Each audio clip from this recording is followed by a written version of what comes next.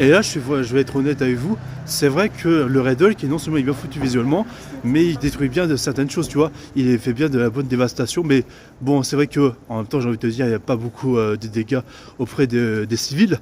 Mais si quand même, en fait, on doit quand même admettre un truc, c'est que les civils sont en danger, les civils sont bien là, tu vois, et Captain America les défend à certains moments. Mais Red Hulk, il faut un bordel comme pas possible, mais on est à Washington, c'est vrai qu'il n'y a pas d'immeuble qui explose, tout ça, parce que il n'y a pas de route qui explose, parce que c'est vrai qu'on est à Washington, et qu'il n'y a pas de grand gratte-ciel, tout ça, on n'est pas dans le premier Avengers ou Avengers 2. Mais bon, tout ça pour vous dire que c'est pas au niveau d'un combat de Hulkbuster, dans le sens où il n'y a pas la destruction massive qu'il faut.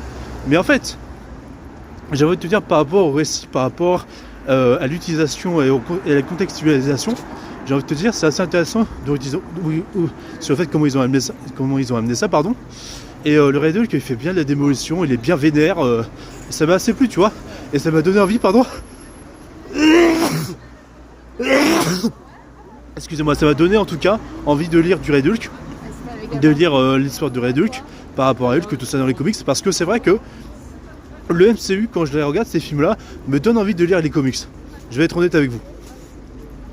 Et c'est sans regret parce que il m'a plutôt intéressé ce Red Hulk dans ce film-là, bien vénère, et en plus il a bien été utilisé pour un début, mais je vois vraiment que le MCU préfère garder le personnage en réserve pour un prochain film Hulk sûrement, avec Mark Ruffalo qui revient dans le rôle principal. Donc ce sera intéressant. Ce serait intéressant. Bon, justifier le fait que c'est pas justifié que Hulk ne débarque pas pour sauver Washington, c'est un peu bizarre, je l'admets. Bon, j'espère qu'ils trouveront une bonne justification, même si à la base, le Red Hulk, c'est l'ennemi principal de Hulk. Bordel de merde, quoi. Donc c'est vrai que c'est assez chaud et que je peux comprendre que certaines personnes ont pu être assez déçues par rapport à ça.